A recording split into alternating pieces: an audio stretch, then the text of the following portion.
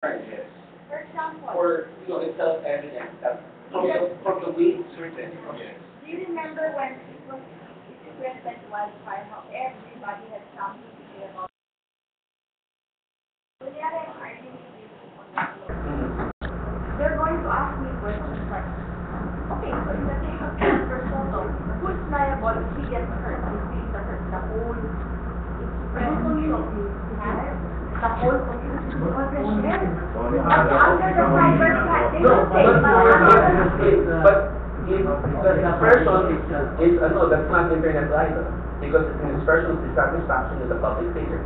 yeah, but the terms being used to describe it were really below the belt, number one. Number two, they'll say, they will argue with me, and they're going to say, that's why we prefer the cybercrime law, because that way, it will not reach that extent. Anyway, this has to evolve. It can't be this afternoon. Yeah. I have one more question. You can fix the language of that. Because you're talking about rights, Example, BGMA is in jail now, okay? She has no use of iPad, laptop, or even whatever form. Does this law give her the right to have an access to a, she has not been convicted, yes? It does give her access. It does give her right to access. It gives right to access to everyone incarcerated not being accused of this crime. Even the ones in internet, in Lupa. They can use a time-based regulation for their access, but absolute access is limited under this law. No one can take away your right to access the internet unless the court says so. Right. So the court has to say, Yes. so a person that's not yet convicted, like BGMA, Yes. access cannot be denied, like it is being denied now. Yes. Correct.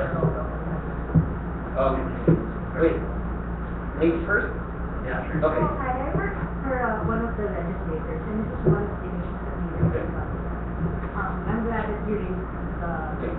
Kasi what my problem is with the law is you have to look at the universe in which the law is based. And I was actually telling my here that it's not about internet freedom, but I'm looking more at the big picture, which is the digital rights. Because we should not mistake the meaning for the message with regard to the rights of the people that have it. My issues with it is number one.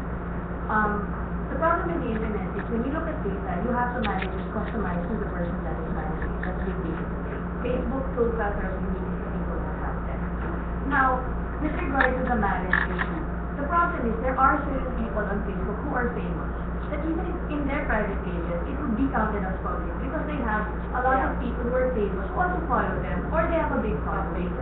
So, public servant, artista, whatever. Like when Bianca Gonzalez posted about the informal sex, that was pretty privileged information and blogs picked it up. So ako, my issue with the law is maybe we should go back first to defining what universe do we exist in. Kasi having the internet is one thing, but remember, a few years down the road, it's not just going to be internet on whatever, it's going to be your phone, it's going to be Google Glasses, and what's happening is we need to look at how do we build on what we have today. And like for example, that's a good point that you said that, what if we have like these people, they create a fake persona and then they spread bad stuff. Because in one of the stuff that I've had the crisis manage, we had to deal with fake personas.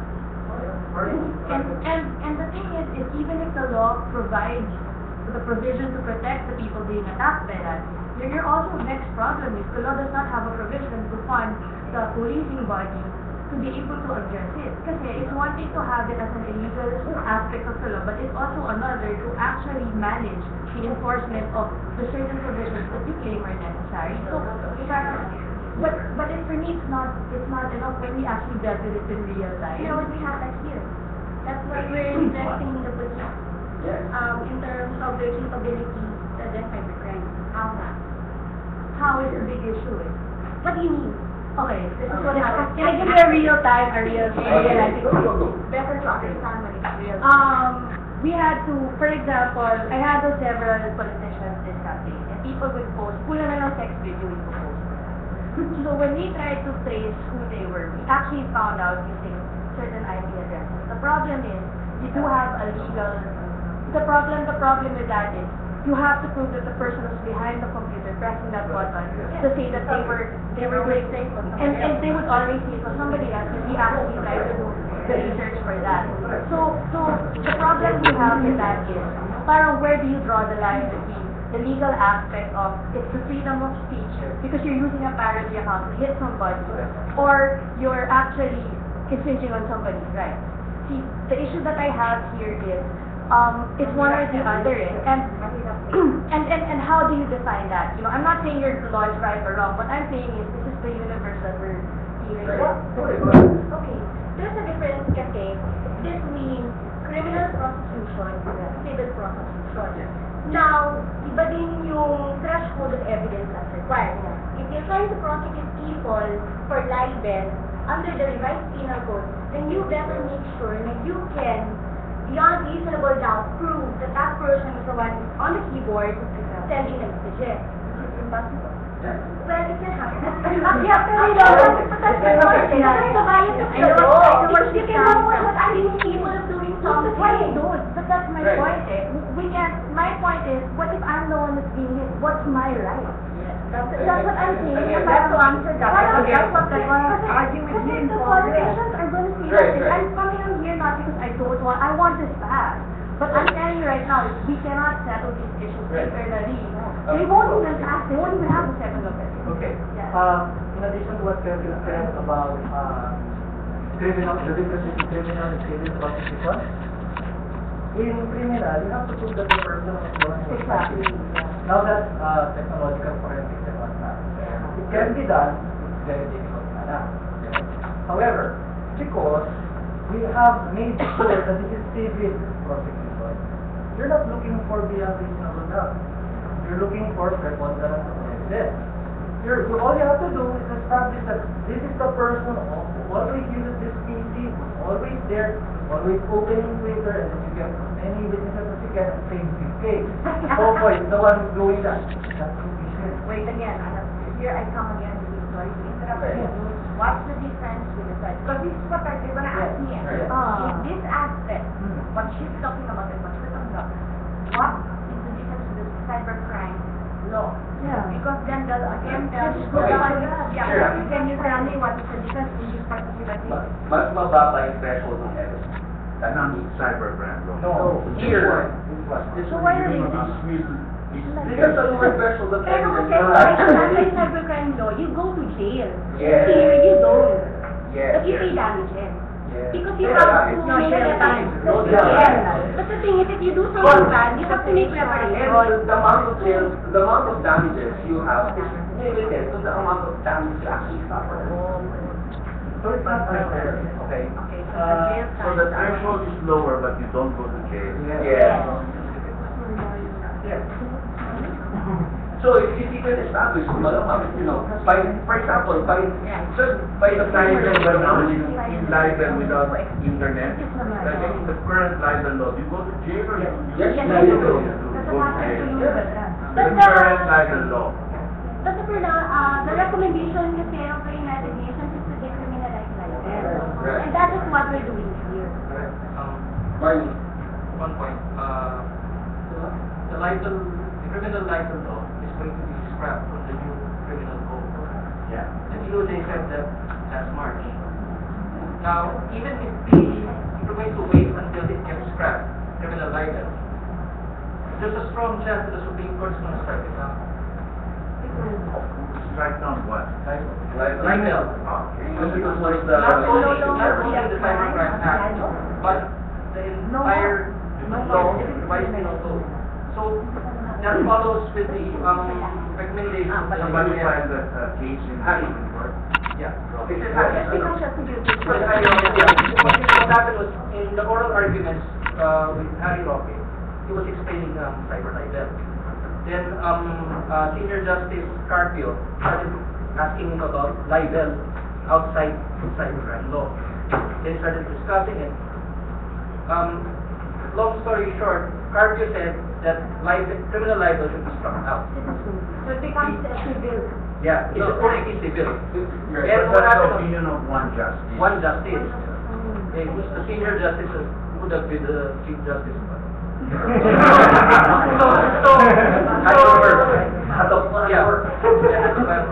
So what happened was, you can rest assured that after 82 years, if you follow the revised penal code, or if you follow the history of Justice Carpio explained 300 years old, because he made a paper here in the UP College of Law on libel. So alam na it's totally against criminal libel. So at least you have one justice na may and the following day, si Harry, he amended yung petition niya to say that To include. the whole of libel. Yeah, so, if you want to tell this to your legislator, it's, at least here, you don't have to wait for developments in tort law to create guidelines for liability. Here, it's spelled out already. Otherwise, you're going to have to wait for the Supreme Court to make a series of rulings. Let me tell you that's a hard sell. I'm just telling you. But yeah, I think learning all of this is eye-opening for us. But it's going to be a hard sell. But there's still a case, Mark, just that it's not criminal, civil. Yeah, I know, but it's a Actually, change of thinking. When I was the first year associate with Tom Bernat kept on talking to me about how he couldn't understand why people wanted to decriminalize libel. Because that would lower the bar for conviction, for liability. It's gonna happen here. The trade-off is no one goes to jail. But people pay more. Not necessarily. Yeah, because the threshold is going to be down. Right. No. What happened is, the damage is going to pay only limited. Yeah. So if you only prove 50%, you only pay 50%. And that's a lot. The courts are notoriously stingy when it comes to damages in this country. Not like in the US, you don't get attorney fees, so got me $1 million. Here. What if, let's do a clear side, what if Okay. you have an alien Polaris case? I-control pala nila yung court. Hindi mo lang katakot-takot na court order na yan. Then for the, pinaconfiscate mo na yung phone, I mean, I'm just saying na there are landmines that we need to look at. And, Are you a lawyer also? no, I'm the Minister of Justice by the state of India. I'm someone that raised these issues. Like, Okay. because when I look at that, like, do the flip side. If you take the position of your opponent, how would they use this law? And those are one of the things that you're like, but what if they have all the resources? All they have to do is get the judges to do it, because they have the lawyers to file everything. When you lower the bar, I work in media. I own a production company, and I don't agree with libel, but I agree with responsible reporting. I've never published something that I have not verified 20 times over. Problem with lowering the bar of accountability for the dissemination of information also, and it's already happening in our country without any of these laws being passed, is that we do not train our people to actively research everything that they say. They cannot differentiate between fact and opinion, between what is public and private. So, the way I see it is, I think we should revisit the provisions with the way they're being written, because it's one thing to have it from our own angle, but if you look at it from lowering the bar also, actually I look at it from the point of view of not just the person that's being sued, but the person who was affected by the report. And I've seen people like, I spoke to Senator Soto's team when it happened, and they were aware of the disaster that befell them. And to be honest, they understand the mistakes that he made. But ako, my issue is, if you look at the model of Senator Soto, he is the norm of Philippine media. I hate to say it, but people watch noontime shows. People, and that is how they think. So that's the majority. So how do we responsibly now make this something that is to the left? These are reactions to the back. Look at that father, Hey, there's people talking. Okay, wait. Ren first. Kayo na pa si Ren. Actually, go in front. I think we will have to say, I'll speak as well as I can. Okay. I think we really have to refocus our doctrine, right, to responsibility. We have to reframe this whole disease, because I hate to say this, but Yato Gonzalez actually hinted at something. That our doctrine that our society has been too rights-based. Our society has been too focused on what I am entitled to, but not what I want. Responsibility. You know, and one of the things that was struck down in the 1987 Constitution was this idea that all citizens have responsibilities and duties. We struck that down and we didn't provide for it. We don't even teach our children about it anymore. And that's what's going to come in Congress. Congress will be saying, you know what? Sobra na eh. We public officials are doing our job. Some of us are doing it harder than most people. My dad works for a political party. He knows this as much more than anyone else. Some of them are really hard-working individuals, and then let's do that. So we really have to start refocusing our efforts on guaranteeing the responsible democracy. And I think the morally majority citizens who don't necessarily follow the internet are actually going to agree me on that.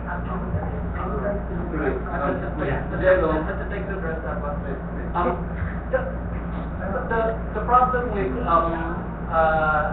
having the state say what your duties are is that it's the state saying what your duties are. Social contract that is really bounded. Now our system of government, which is based on America, is that these are rights that cannot be taken away or given.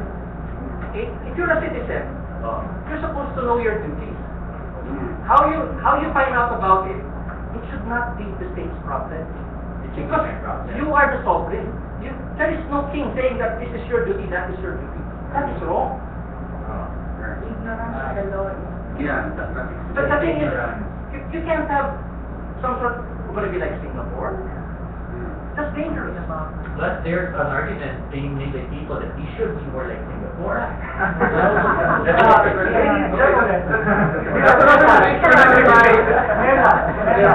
But that's the point. Okay, no, but again here, okay, to address that meta thing. Okay, it's not just rights, you know, we did include cybercrime. Yeah, Let me just add something. A concrete example to finish the.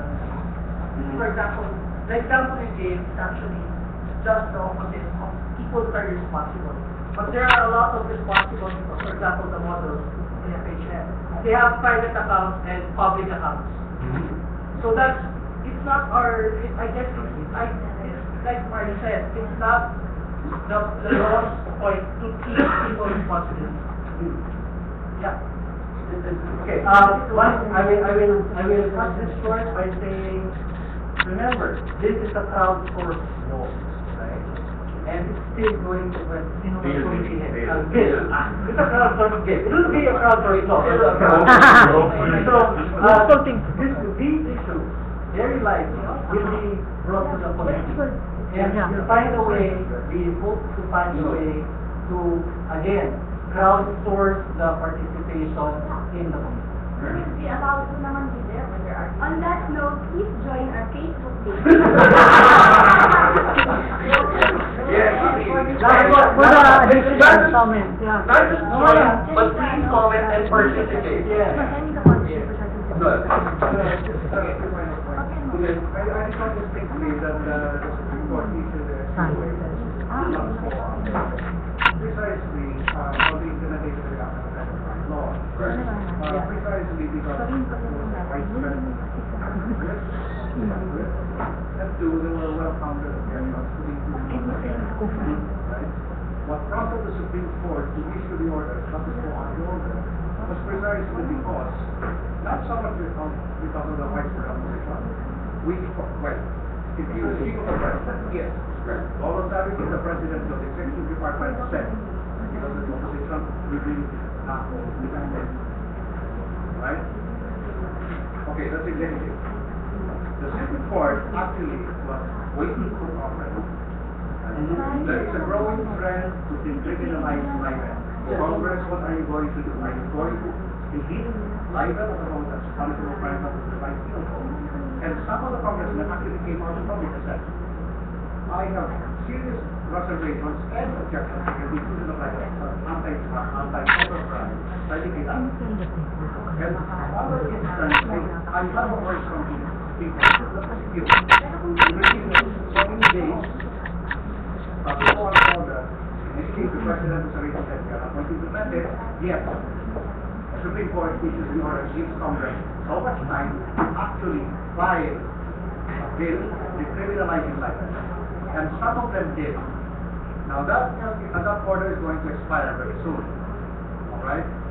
So my point is this. Without judicial, executive, and legislative cognizance of the fact that there is a growing trend to criminalize license, there are actually legislative efforts to decriminalize license. Third, there is a global standard to decriminalize license. And fourth, and I keep repeating this, the draft convention on anti-cybercrime does not include crime. If you look at the supporting document of the European Union, you will see discussions on the inclusion of license into rejected. So what I suggest are two things. This is supposed to be a Magna Carta. Magna Carta is not doing this. Right? It does not define crime. It defines crime. Having said that, I would suggest that we waylaid all discussions on license, remove the discussions on license from the discussion of Magna Carta. Because after all, no matter kung gaano kaligo ang diskusyon natin yan, if Congress actually passes a law decriminalizing license out of Congress, completely out of the device penal code, that particular provision referring to license in this proposed law will be automatically repealed. No, it won't. It won't survive. It won't? It won't. Okay, so fine. Which brings me to the other part. I'm concerned is how do we prosecute that lobby in the legislature such that we would be able to defend why we are insisting on recognizing internet license when it is already being decriminalized. Again, that's what we do. To be clear, we are actually providing only the civil kind of license.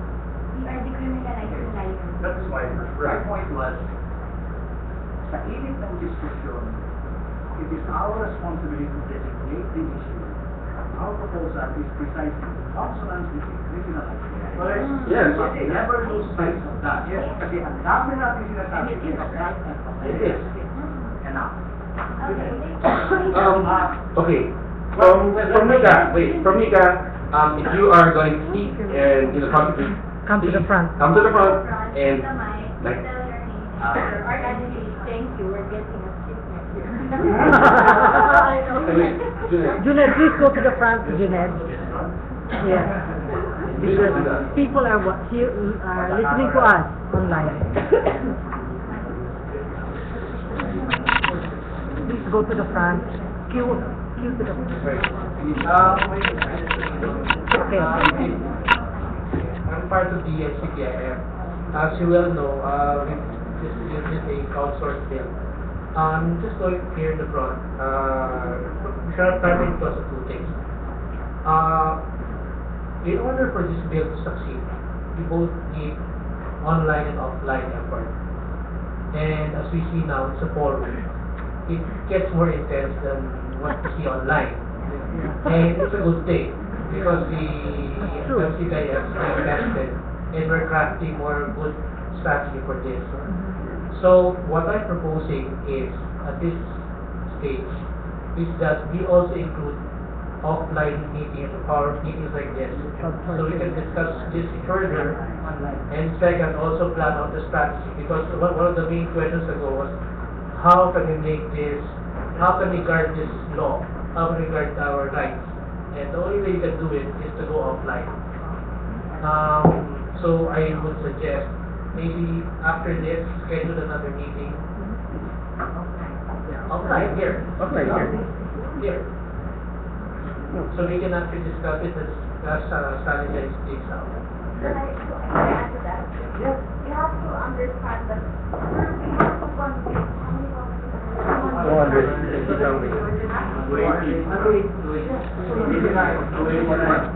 to those that were responsible for writing this bill, you have to understand, we have to convince 89 congressmen, most of which are under the public eye, most of which will be biased, because they're the one na mapatamaan as what's your name? Sally.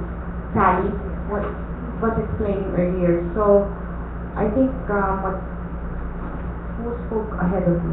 Where did you go? Junet, what you said is correct. We have to discuss the strategy offline, and we have to address all of these because these are the most important strategies. Of course, the bill is very important, but more important is to get it into law. Yeah. So there's a lot of things I would like to say, but I'm not saying it because I know. We're live. Okay. Jello and Raspi.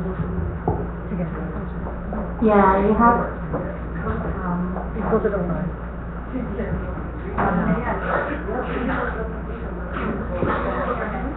Hi, hello, I'm Jello from Long Watch. I'd just like to go back to what Sir Mark, Sally, and Rep. King has just said. I'd just like to manifest this.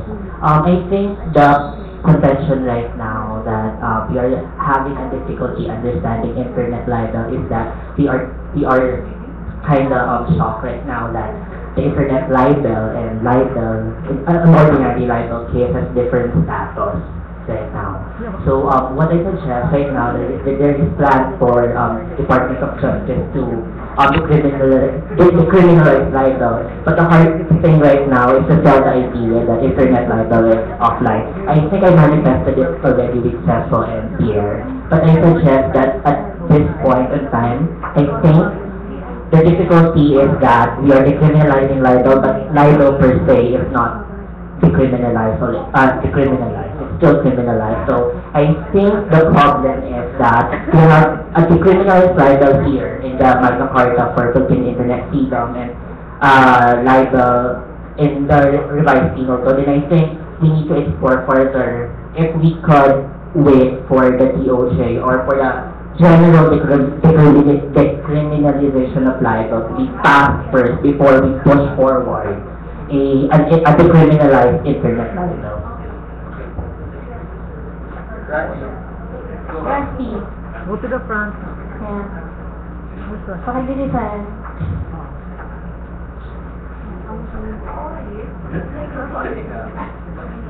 If you're beside me, you can just talk here. Good afternoon again. I'm Raspi Galito. I'm with the Philippine Internet Freedom Alliance with the steering committee. I'm also the political affairs coordinator of San Lakas. Basically, I'd like to raise some points that were raised earlier by, for example, Ren, Noel, and others. Yes, while the libel issue seems hot since before, I think that is just one of a small number of issues that we really have to be riled over about. Because at the end of the day, libel questions in relation to this RA 10175 is in relation to a few individuals. But we have to look at it in terms of society, in the broader sense, and the role of the state. And that's why I think the question is not on libel. In fact, it should be decriminalized, because even whether some of us believe in the United Nations or not, there is definitely an international legal movement that is moving to decriminalize libel across the world, and that's also happening here. And that's where we have to relocate this question of libel. But having said that, I return back to the point I raised earlier, and which I've raised since last year. And this is the role of the state security services in terms of cyber spying and monitoring our daily communications and our daily lives. In effect, if we come up with something like this, we could yet create a new legal instrument that could return us to another sense of martial law, which obviously most of us, if not all of us in this room, don't want. So therefore, I'm going to put forward the PIFA's general framework. PIFA's general framework is whether we support the MCPIF or not, and we have no clear position as of now because it's still being discussed.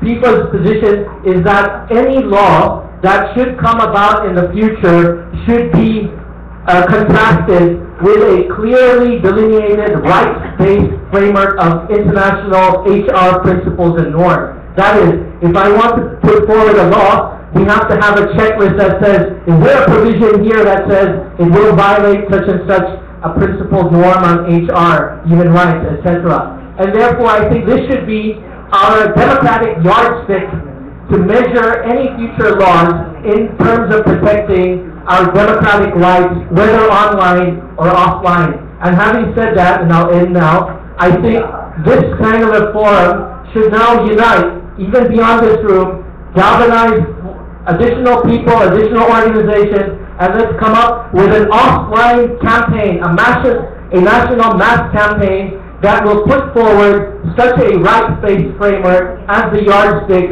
for any future law. And should we eventually support a MCPIF proposal, then let us do so in the context of a democratic, consultative, collective discussion such as this, whereby all other inputs are taken into account so that we don't come up in a situation whereby a new law will rile up the citizenry again, and then we'll have another TRO at the Supreme Court.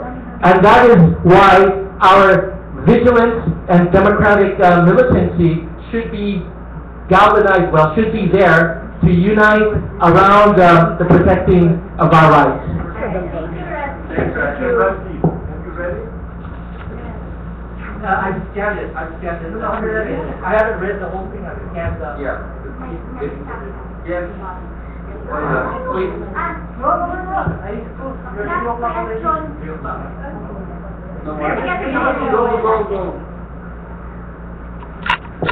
May ako from Amnesty International.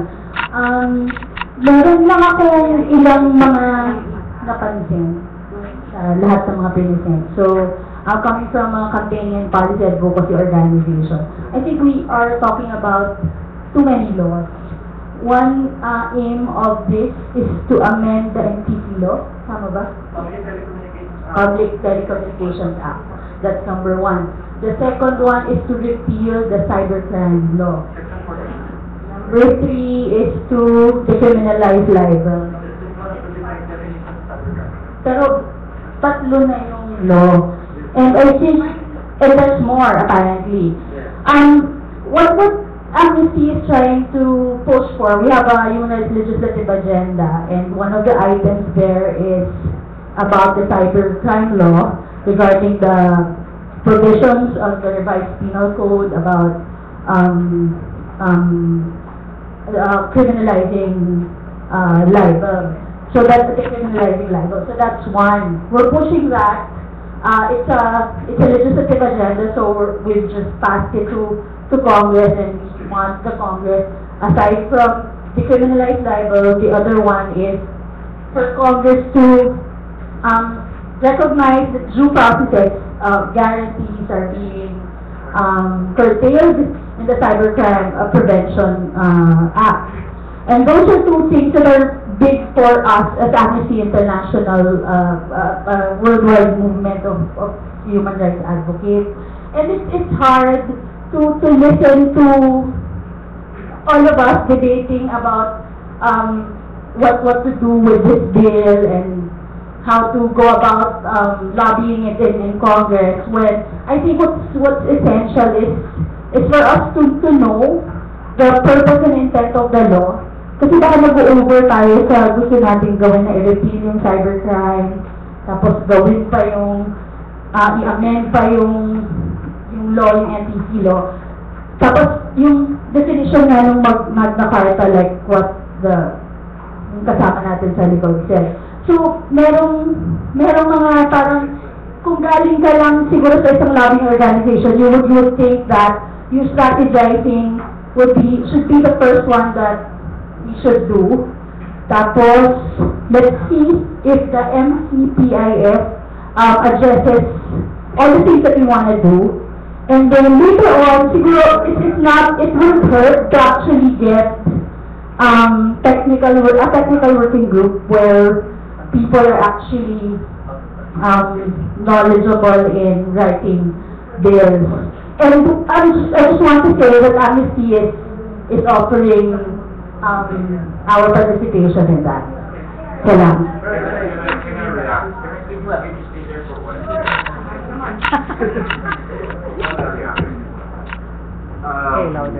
Marami kang nasabi na may practicality, no? Kasi merong rule sa Congress one bill, one subject matter.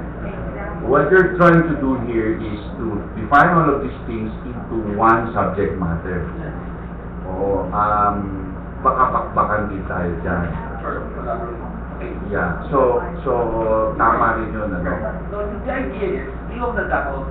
Yeah. And what we notice, in the way we crafted this is that 99% of the time, we rely on implied review. Again? We rely on implied review. Implied review. Yes, for law. So what we did this time, we took an approach where to ensure that all these provisions get passed. So to say that all provisions and contrary herewith are hereby reviewed. We took the extra step of identifying what these provisions are and change them accordingly. You know this last slide, all the other provisions in all the other laws are changed. Yeah. The reason I asked her to stay on top is because sana if you have that kind of opinion na gusto mong magrekomenda ng pagbabago, tumbukin na kaagad. So, in other words, 1, 2, 3, 4, 5. This is what I want to change. No, not a very long discussion, just a point 1 to 10, whatever it is. Palitan to. Sana everybody who will come up, so to save time, to save effort, could be direct to the point. This is what we think is wrong. This has to be changed this way. Parang ganun. Mabilis tayo mag-discuss. If you already saw the other acts that you're trying to discuss here, kung mayroong point, I mean, hindi ko alam yung NTC law, alam ko yung cybercrime law, pero all the other laws that we're trying to address here, hindi ko alam. Hindi ko alam kung alam niyo lahat yun. Pero it would help this group, or kung sino man, nagsusumali eventually dun sa campaign towards this, towards internet freedom. We're all for internet freedom. It's a UN declaration, UN resolution already, which actually the Philippines hasn't signed. And no one we signed na. So that's one good step. The next step would be trying to let everybody know what you know. Kasi sometimes we just assume also that the people that we want to campaign with us knows what we're talking about. When in fact, hindi. Kaya siguro nagdedebate ng ganyan. So ako lang, ang action point would be all the points you saw from the other acts that you said is going to be addressed in this bill. Can you just give us a copy so we can... Enumerated 1 to 10. Hey, So we can comment. Yeah, I got your point. It's actually in the explanatory notes. There are footnotes in the explanatory notes that they're writing. No, this one? Yeah, it's in the footnotes. When you go through now with the report. And then if you go through the entire bill, the sections that needed to be amended are there. So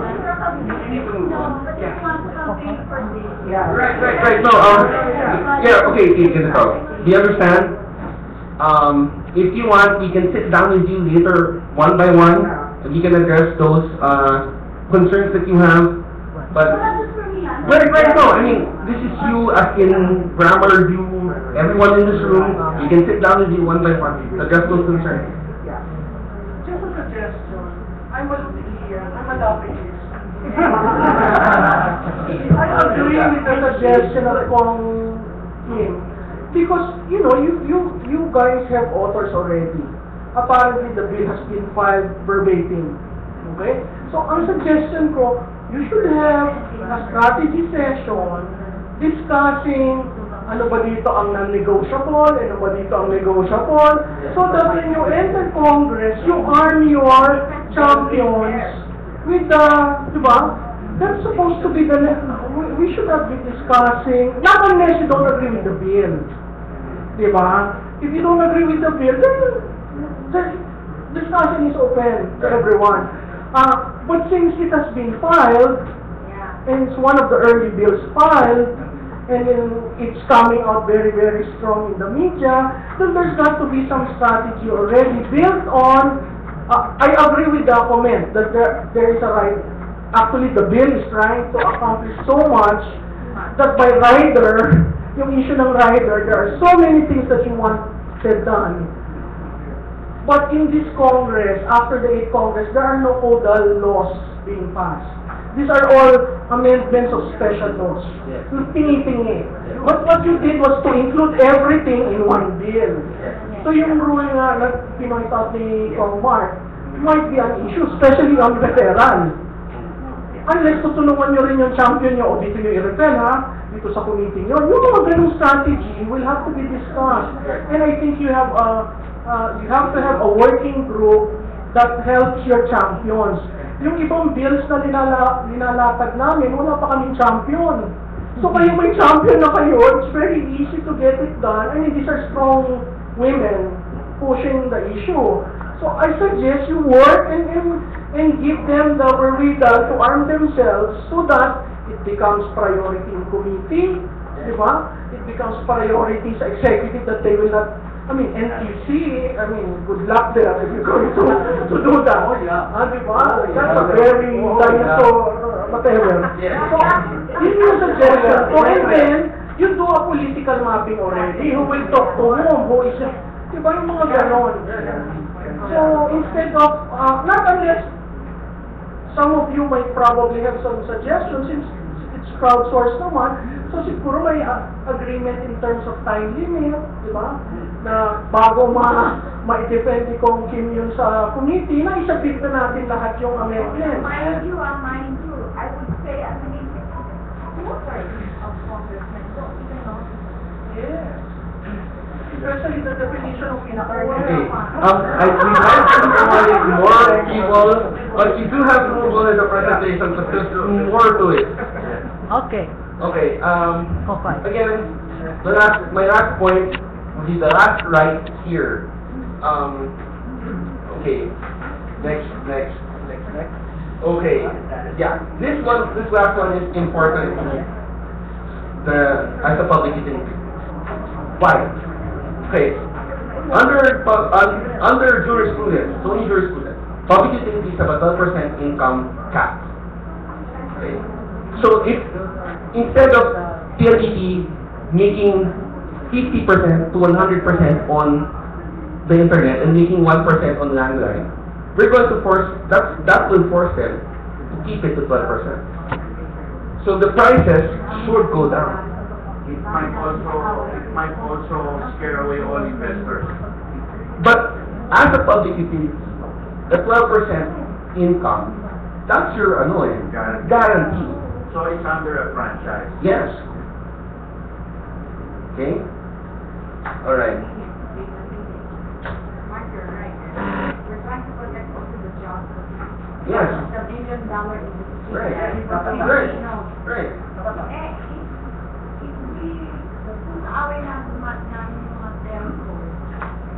We're not restricting their total profit. You have to try to also protect them because Right. of course, you want to protect the majority of Right. the people. Right. We're not saying that, if they want to invest, No, if they, there's also a lot of benefit in being a public utility subject to a franchise because the quality of service can be demanded. yes. So, exactly. So we're not saying that we can set aside X amount of money for future capital, for CapEx. We're not saying that. What we're saying is that your profit, your bottom line, after deducting all those reasonable expenses for future expenditure, you're 12%.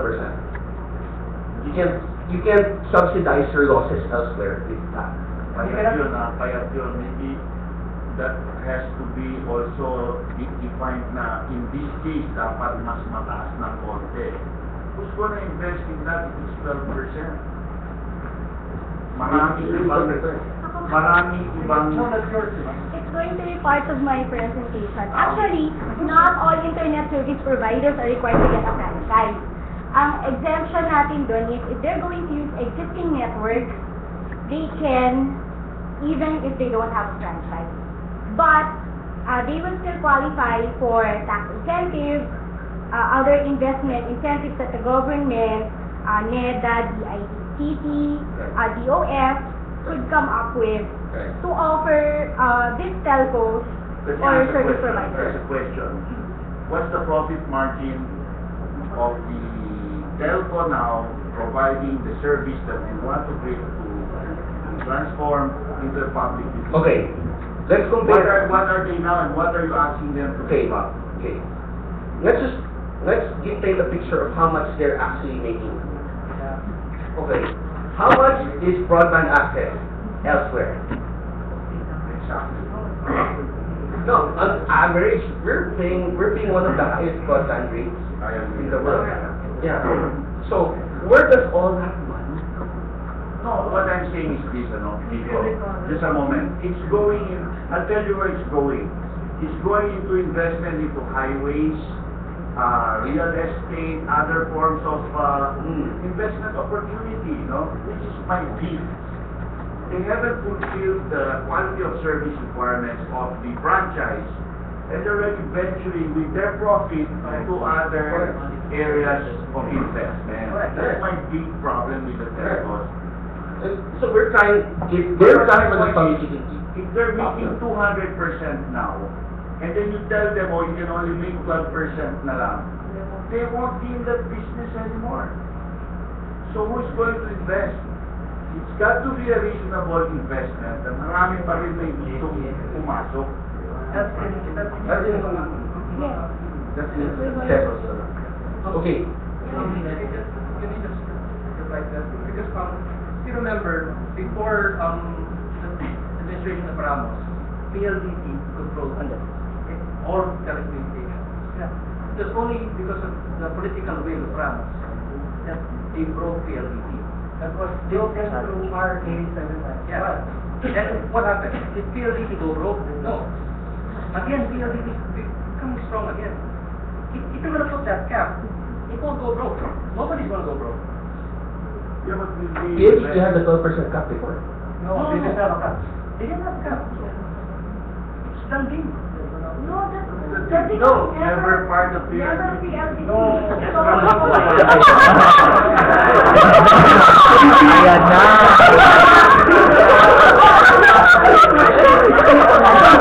Use all the time.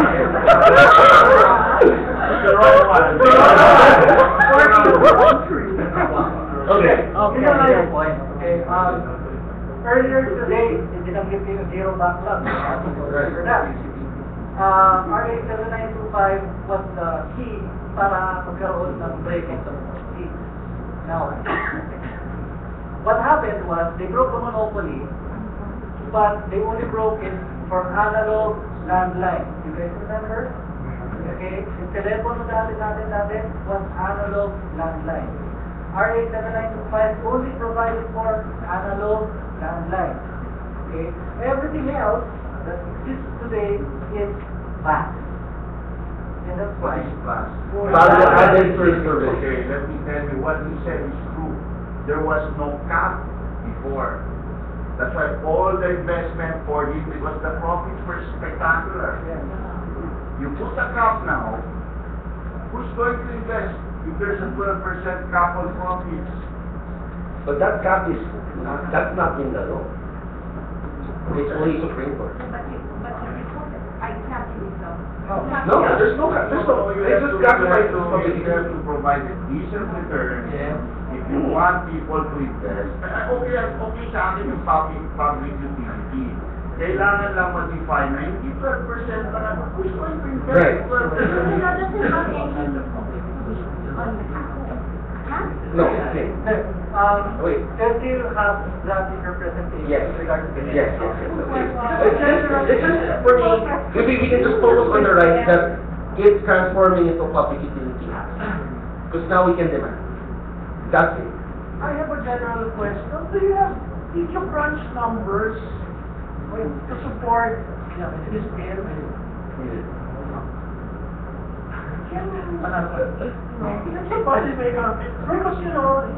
Because, we have to give it time kasi I already have the numbers, but I haven't taken Yeah, but ganito, whatever happens, whatever happens, our cell phones will still come up. Like by how much? No, but we have to know for example, like public utility, what is the magic number of profit, of allowed profit that will still make it very attractive for players other than PLDT, the Right. to come in? There are several models for that already, but You have to be, No, your I champion think, needs that. right, no, I think, if, for the data, for our champion, I think we should have a sit down, yeah, we will. but that, There's one coming up. we're gonna have a, but we need to move on with our project. And part of it is, okay, next up is Kokoy. And Kokoy is gonna show us why we need to shore up our cybersecurity. In addition to, just providing those freedoms. Yes, go ahead, Apple, go ahead.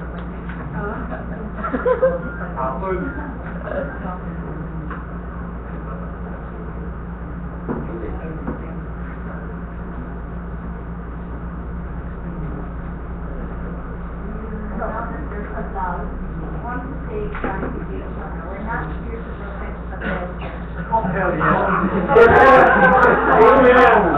We're yeah. to make sure that the earning public, the ones that will get a good job from the ICT industry, those are the people that should be protected by this bill. That's why I agree to take it on.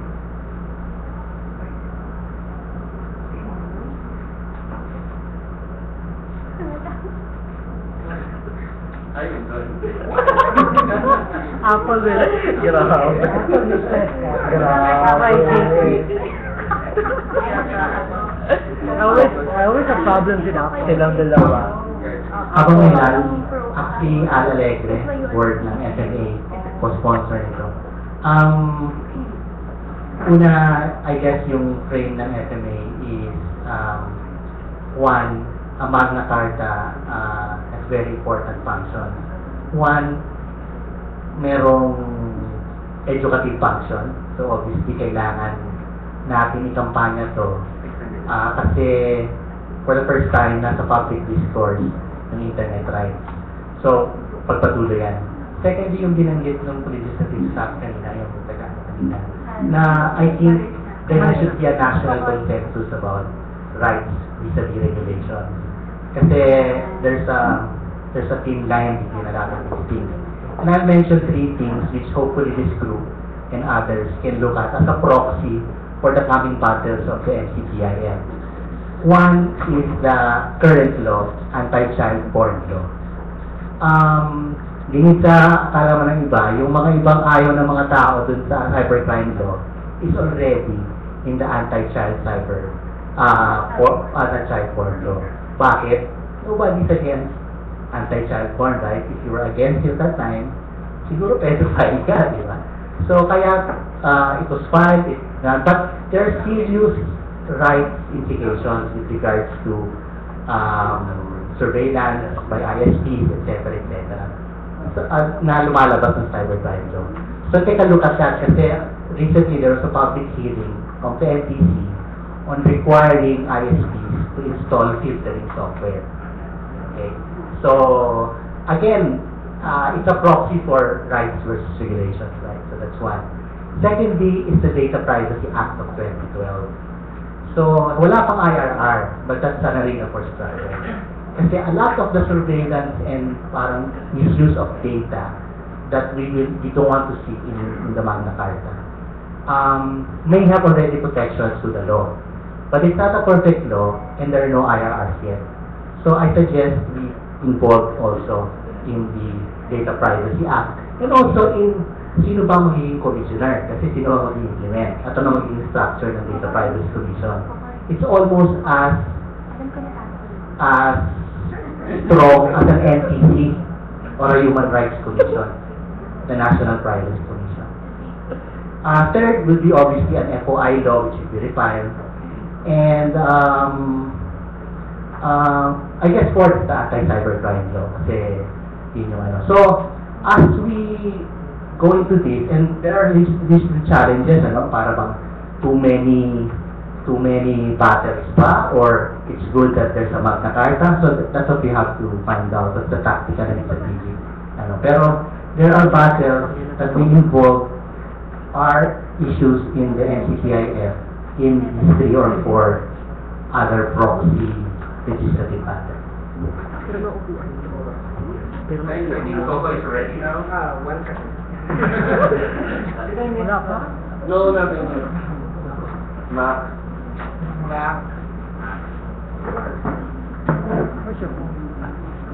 I think ko naman the electronic violence against women. So it's been filed and yesterday also had some complaints against. So it's filed against women who were online and digital cheated. So that's again an important thing because, and there are others, there's anti-cyberbullying, all of these will probably include some sort of regulation of the internet as we know it. And when regulation is introduced, it always may impinge on a right. So that's where the consensus has to be. What is the right balance of regulation?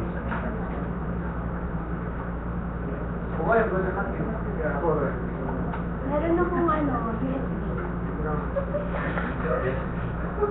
Internet mo na, ano ka ba?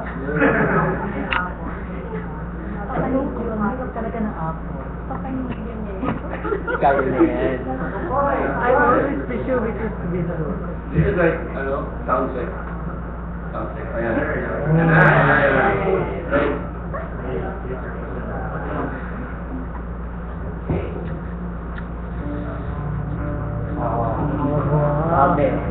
What you're seeing is DDoS attack. You hear in the news about distributed denial of service attack. This is a visual representation of that attack. This was captured by one of my servers last month. Including music?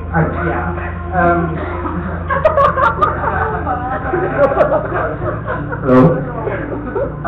So this is a visual representation of a denial of DDoS attack.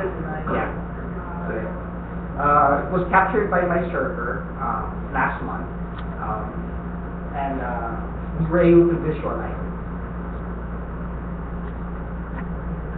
So I'm going to talk about cybercrimes, cybersecurity, cyber defense, and the SCIF. But I want to give you, a lot of you are in social networks and all that, but you're not quite familiar with the darker side of the internet. So this is a website of an internet underground site. They sell a lot of things there. Drugs. They sell credit card numbers. They sell ATM numbers. They sell tools for hacking. So these are real threats. They're online. They're always there.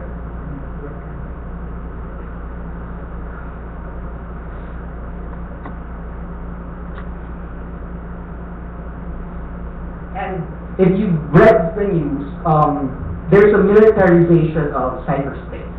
The Western powers, Iran, Israel, everybody else is building cyber weapons. They're very real. Wait, Can you Western powers. They're all up there. So, Name and shape. yeah.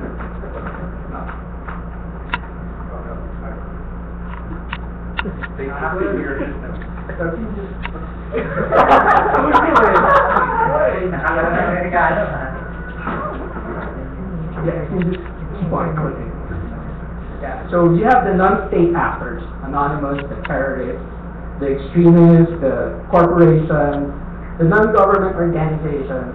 They're all the non-state actors. And the biggest denial of service attack was made between two corporations last year. What was it? So they're non-state actors. Using a DDoS tool is very easy. It's so easy that you just download it, you put it on your computer, and they can control it remotely. You don't even have to be there. You just have to switch it on, and that's it. You don't have to be clicking, or you don't have to be selecting a target. It's so easy, and the kids are doing this. Excellent. So it's a for dummies. So that's an overview of the darker side of the internet. It's just a tiny, tiny, tiny tip of the iceberg. So how do we fight cybercrime with NCPI? I'm gonna touch this a little, but we have a section on the NCPI on DDoS and malware and Trojan horses. We defined it in two ways: direct network sabotage and indirect network sabotage. The direct one is on the DDoS side, meaning you're really trying to destroy something or you're really trying to sabotage something. Yeah.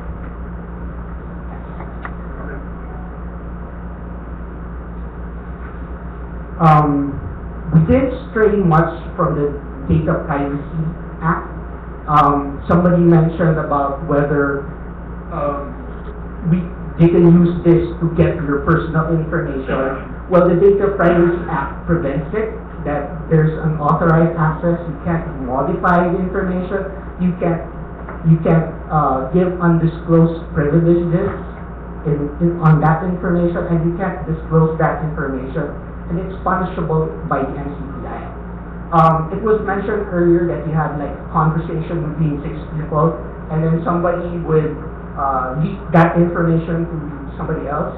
Well, it's covered under the unauthorized disclosure clause of the NCPI. So that works in the real world. We also look into data security, the hacking, the tracking, the phishing, and malicious disclosure of security. So they're all there. So this is on the state side. I'm pretty sure everybody's going to.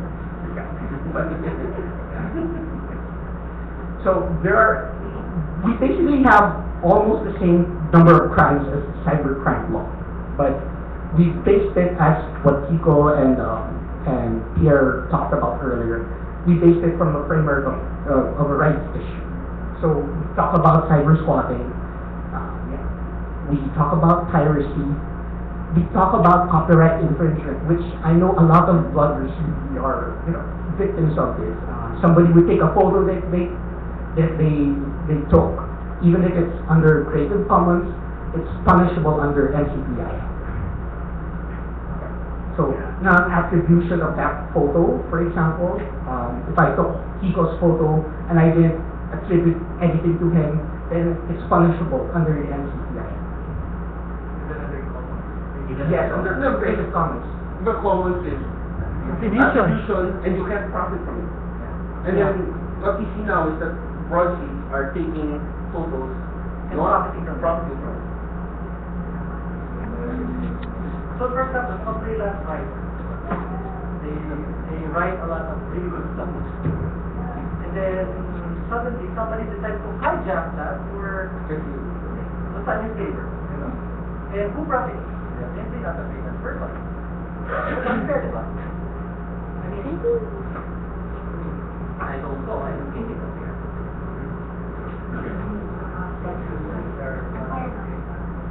It happens to you. It doesn't happen to you. It doesn't happen to you.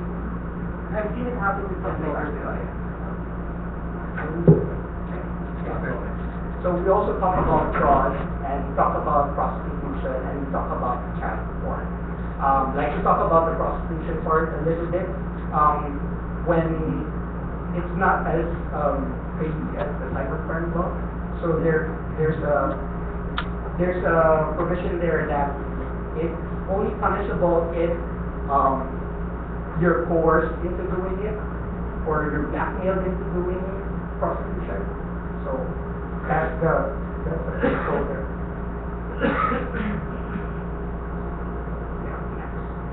Do you punish women? No. Why would you punish women? No. No.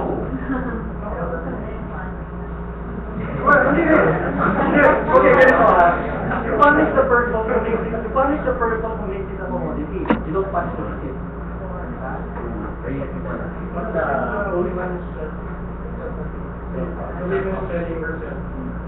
That's a great area altogether that even our current laws do not handle. remember that the NCPIFFS, if you look at existing laws, existing reasonable laws, and try to find out ito ba applicable sa cyberspace. Right? So definitely there's no homicide in cyberspace. But there's definitely solicitation cyberspace. Okay. Now, our laws existing on solicitation are kind of archaic. They punish the solicitor, the woman generally punishes, which is wrong, right? Especially if yes, another bill altogether. So we only stick to one subject, yes. but in the Constitution. Yes. So what we do is the framework of FTPS, when it comes to the crime prevention, is the crime applicable in ICT or cyberspace? Yes or no? If yes, then modify. Example, child porn. Child porn is child porn bad thing. But the existing child porn law does not have the coverage that it needs to run after child pornography. What this does in cyberspace? What this does is sinisingit nila yung specific. Wala naman cyberspace, no? Yes. So what it does is just merely writes the framework of cyberspace into the law and adopt the same penalty. So it's the same law.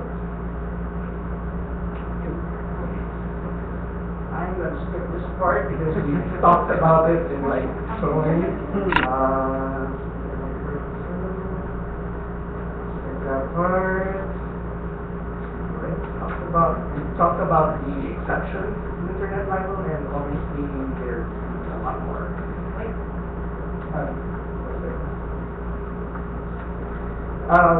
We haven't touched on so the part of the NCPIF, it's legal to say on Facebook, kill all the gays or kill all the Muslims, so it's part of the hate speech provision, I guess. I think for the social thing, It's gonna fall under. So it's that's right. it might. It depends. Might fall Depending on if you cross the line into hate speech. Okay. Kill or something. Yeah. It's like this. It's like this. If I say, I hate all gay people, not yet. If I say, I want all gay people dead, not yet. If I say, let's go to gay cowboy's house, give him his address, let's burn his house and kill him. Is it defined well? Yes. In fact, the AFF noted that our definition of hate speech is really, really restricted. It's very, very defined. Yeah, if you're going to, you did it now the AFF article about the NCPS, they say that. Yeah. I mean, how is it applicable? I mean, there's a person, for example, I blog during the World War in my and a lot of Christians who were commenting on my blog and they were saying, we want to kill all of you, you know. You'll find in your copy of the actual text, where it has to call for a crime to be committed against you. And not merely is that a call, dapat meron na talaga immediate lawless danger against your person or property. So if that guy is just being a troll, it's not a speech, right? It's annoying, but it's not a speech. But if this language is already calling for people to go and burn your house, it would be really a threat to your life. And that's mine, all the Muslims. Yes. No, It's not just you as a person, pero pwede rin an entire class of person, di ba? Group, section of group. So it's I mean, so I will have to, all you have to do is prove that there is a threat get against the police to act on it. But there has to be, no, you just report it to the cops. And that's what I'm talking about. The issue, remember, is that they have to prove that the threat is there. There is imminent lawless danger against you, class of person, the technical group of person, and so on and so forth. I'll give you one of the motivating reasons kung bakit we talk so closely about hate speech. I don't know if you've noticed this on Facebook, pero nagkaroon ng mga proliferation ng mga web pages dedicated to violence against LGBT. And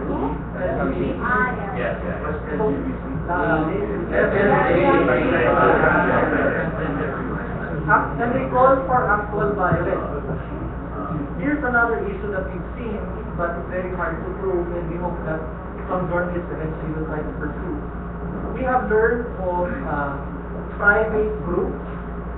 Private, you have to join, and an admin will approve you and everything, where they actually post about actual violence against LGBT. And the way to enter the group, apparently, is you meet someone up, you take a picture, send it to the admin on the group, then they get you.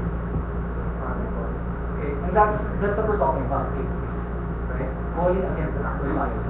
These are things that, these are real threats. And that's what we're talking about.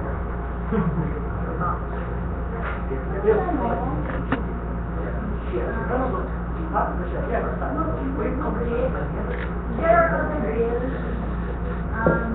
pending with the anti-discrimination bill. I was just thinking on top of my head, yung lahat nung nandito, tignan natin if merong bill na similar. No. So, halimbawa yung Modernization Act, lahat wala. Wait, hold on, what? Lahat nung Yes. yung mga bills na parallel. The AFP Modernization Act has no sections whatsoever with regard to ICT and internet or cyber defense and whatnot. However, So instead of amending that, we're putting that in here. ilalagay mo dapat sa paper. Yes.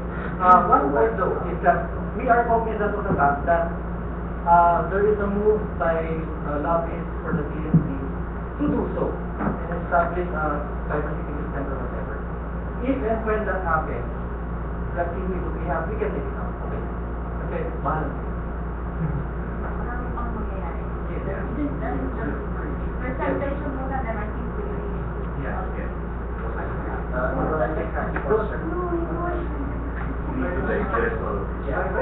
I recognize that we have a good problem here and some professional staff.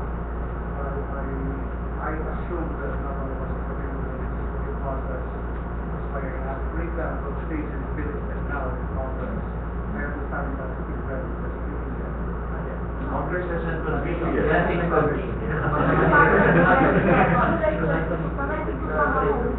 Yeah, so it hasn't been read at the first meeting here, not having been read, because it's not on the meeting that well. Congress hasn't met yet. So we know how far we are from stage one. That is one thing that it depends now on how tight for each Which is what I want to Barcelona is on the third Monday of the month. Which is what I want to convey to the group. Those congressman, having finally collected the secretary, he will have to sponsor. Secretary of Congress will have to read the records. Yeah. I mean, the secretary, through the speaker of the Attorney General, will have to read it from the TV records, read the bill number and the title, and move that we should refer to the appropriate committee. That's on Tuesday. The committee will be identified. Will speak on the House. And at the committee level, the committee is mandated to notify you and other stakeholders that are stakeholders for public hearing for all inputs to be made. And conflicting inputs they will never do. We will have to work with them to reconcile the differences such that we consolidate all your points, right? So the inputs of those who may not agree with us, or the inputs of the PNP, Commission on Democracy and Technology, or whoever else, ang panawag ng Congress, because they have taken this law, especially the telcos, and the NBC, and the DTI, and so on, lahat ng sangkot dito sa bigla ko. Yan. we would have to defend this way before that. Yeah. Right? And pag nagkahit-kahit na lahat ng I would expect, I would expect that some of our points may be refuted, not hidden by considerations that need to be emphasized with what we have, or the perspective of the others. And only then it will be read on that. Pag pinasa na yun, the technical working group will be voted upon, and the majority of the congressmen or members of the committee will have to approve it before it is reported back on second reading and deliberation, the motion for amendment. Then, may correspondent bill tayo we have sa Senate, same process of the Senate. Kaya maganda yung sa tayo. Instead na pinatulog sa lower house, na kaya natin sa Senate. It's going to be difficult. What I am actually, what my concern actually is on the strategy of how do we prosecute the lobby both Congress, in the media, and I believe that most of us are right.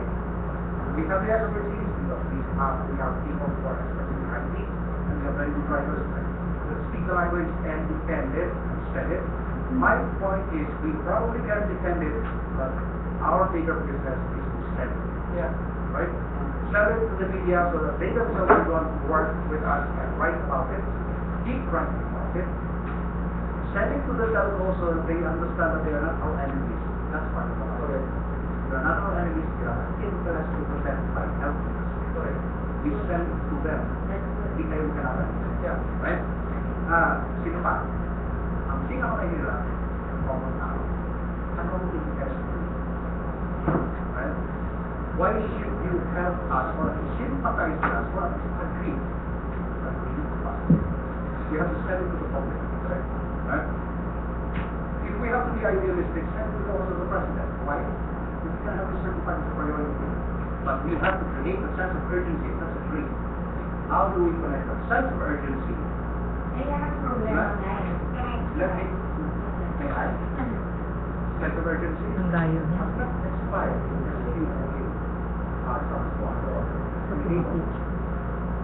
Papasok na yung direct na makita ng tayo. Diba?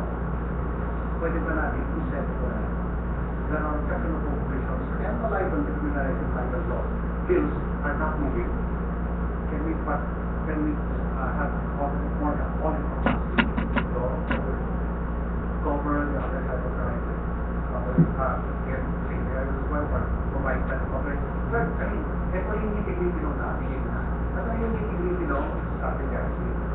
Kaya, ang importante sa akin, I would not, obviously, I would not go into the details of the business. Kasi kung may sino, alam din mo sinasabi ko eh. Kasi, I can fight this bill, for example, I can fight for this bill in Congress, but pagdating ko sa mga technical questions, isa din yung mga pagdating ko sa mga tao who have the interest to protect their rights, human rights, pwede ko sumagot yan. But how do we send it to the public so that we can generate mass support? Kasi ang dalaman natin sa Congress, sabihin nila, ano naman sa akin? How does it translate to hope? Ang contrary, akala ko sa kanila yung Congress, na hindi ko sila, they always think they're looking into cyberbullying. Mas mahirap kayo. Kasi instead na nila, gusto ka, sila yung dapat kalabanin natin na. Exactly, we cannot, Kaya yung dapat, pinag-protectahan natin. Where am I sitting for this network? We can have all the questions. I'm just gonna run through really quick. Slides. I have so I gotta run. So, just to go on, part of the NCI talks about upgrading the military, the police, and the FBI, precisely because the question was raised earlier. It's difficult to find people. Difficult to provide defense, and I know a couple of people here would be victims of all the DDoS attacks. So I think it's very important that that we upgrade the AFT. So there are provisions there that are based on the Constitution that you don't prescribe civilian authority over the military. So the defense secretary is the advisor to the president. The AFT is tasked with the national infrastructure, They help the LGUs defend their websites if possible, and we can all go down to the details later on, but that's basically what's in there. So I'm pretty sure it's all up for negotiation down the road. Manners Day, we mentioned that. The principal agency is going to be the Philippine Air Force, and somebody raised a question on that a couple of weeks ago, why Air Force and all that. I think we can go through the details later, but basically it's because they're the first line defense according to the law. So that's why. Do you want to change it or?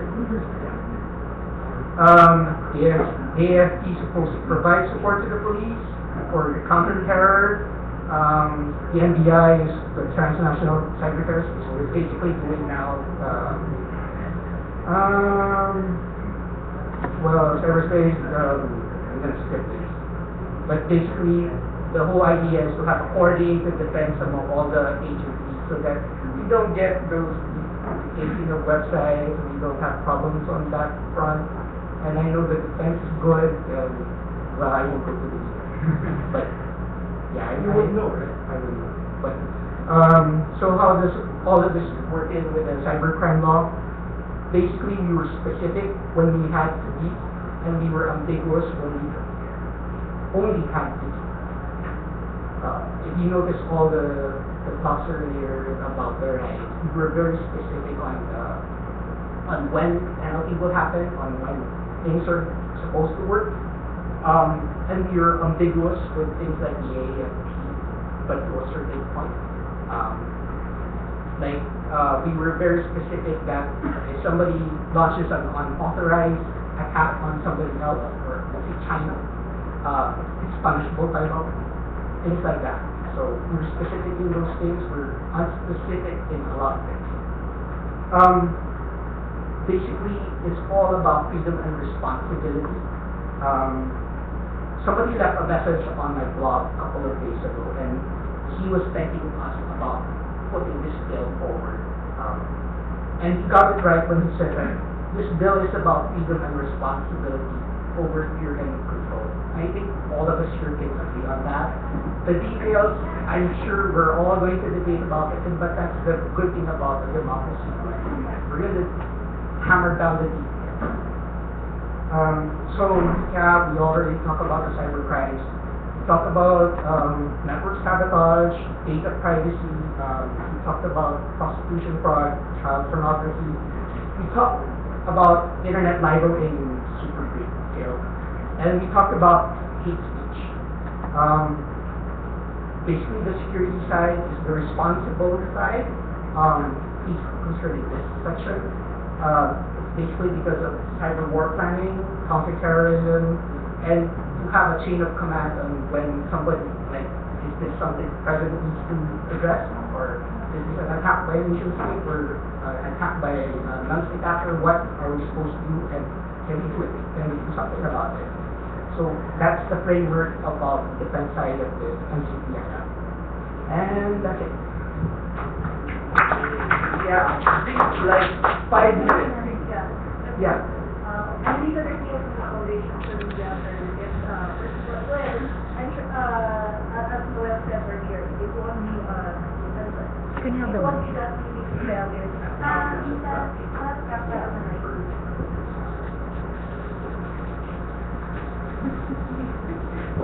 Legal idea from the Foundation for Media Alternatives. I agree that this won't be an easy bill to sell, considering what has been discussed earlier. Anyway, I would like to express my opinion that I'm glad that the sponsors of this two proposed bills, both in Congress and in the Senate, are both women. We are concerned with women, especially their involvement with the internet, with ICTs and the like. I was looking at the issues concerned with women. You have fraud, you have child porn, you have trafficking, but we have other issues of women. You have prostitution, sexual harassment, and violence against women. We are working, our advocacy is to surface the various forms of violence, technology-related violence against women, and a lot of that are surfacing a lot of women are being harassed because of ICT, and we hope that this would also be inputted in the bill, considering that we have both women in both houses supporting this proposed bill. Yeah, but if we can specify more of these, because there were trafficking and then for the children, if we can include the other. There are two approaches to this. I think there are two approaches. One is, kung meron na sila, we can take it out so it becomes streamlined and then we support them. Diba? Yeah, they have bills na rin. You have bills na rin, diba? Wala pa naman, but like last time, we attended, and I'm sure some of the others attended here, like PCW sponsored a legislative consultation with different women's organizations, and we discussed about amendments like to the anti-rape bill, anti-sexual harassment bill, prostitution bill, and we have seen the roles, the role of ICT in all these crimes that they are being committed. I understand your concern, but the problem is when you're discussing a bill, I don't think you can go into so many details about different topics. You have to stick to the main topic. So I guess this is the point, you know. Magna Carta. Yeah.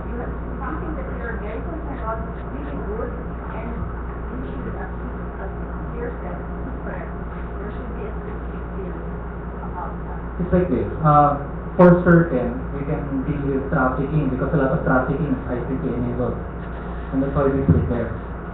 But I've not yet heard so far of any rape committed by ICT, so or the use of internet to commit rape. I don't know. But the point is,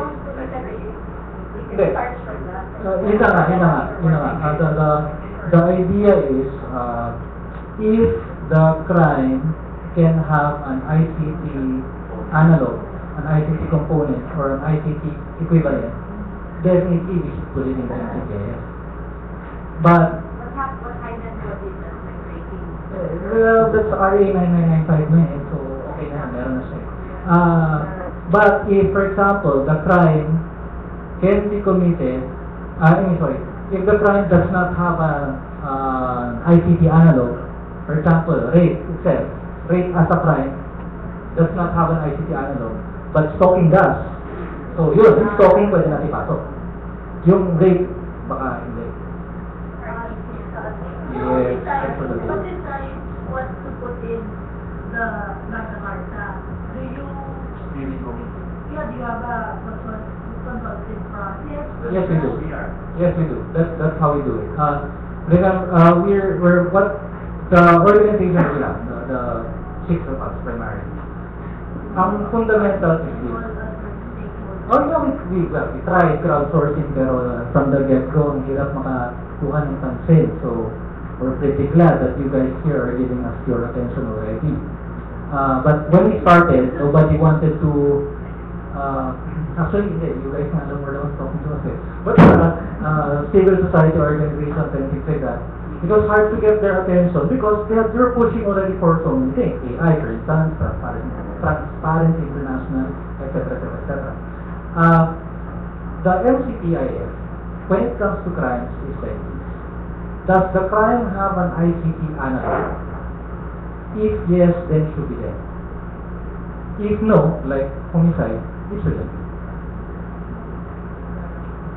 That's the problem with the cybercrime law kasi it covers everything in the RPC. So I could, for example, if I hit Mark with a keyboard, I'm serious, this is 1175. If I hit Mark with a keyboard and he dies, I could be committing homicide by ICT per the definition of 1175. We made sure that that's not the case. Homicide. So what should it be? Crowdsourcing, you get the people fundraising online. And sometimes what they get online paying for some of the time. Now, ang kinaganda ng crowdsourcing, and when it was offline, if you get people who are experts in other fields, for example, women's rights, on commerce, who come in, or business, and then they provide the needed opinion. Because not one of the members who are crowdsourced can claim they're an expert on everything. So what's important is that nakita niyo yung mga discussion, yung complete discussion, you will just contribute. Kasi you don't have experts in the whole thing. Or we can have that forum where experts are present. Yes, yes, as They well. can actually react to the bill. I think it's not an excuse that the civil society doesn't really keep us in. I mean, it's just really hard. There are other bills and other human rights issues that the civil society is focusing on. So, I think it's good that you have this. And frankly, I think if you say that we can just take that down and then put something in front of this group without telling us that we will be having a consultative process with whichever group, whichever. I think there's probably something that we can do in order to help in making this.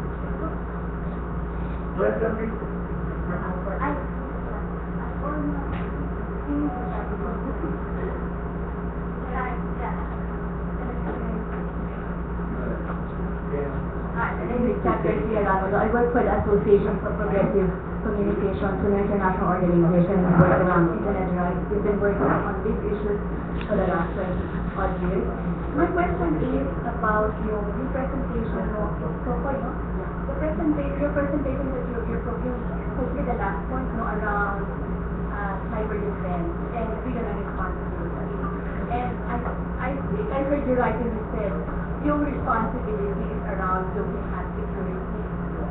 Now, the question is really is that there's a trend on the internet now, precisely, kaya merong trend din ng strengthening of rights and protection of rights, because there's also the trend of securitization of the internet. Now, these are two opposing trends within regulation and freedom of the internet, and we're trying to put it in one bill. Now, I think you need to be very clear about the principle of the bill and how you're going to look at competing rights.